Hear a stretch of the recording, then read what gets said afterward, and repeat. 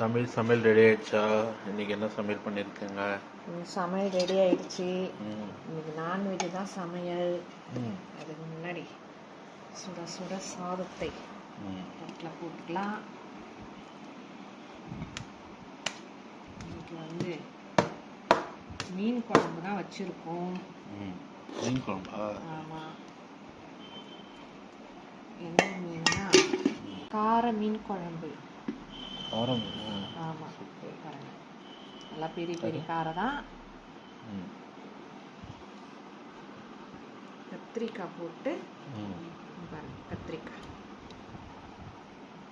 போட்ட கார மீன் குழம்பு. அப்புறம் அது கூடவே முட்டை, அவிச்ச முட்டை, நல்ல காம்பினேஷன். அது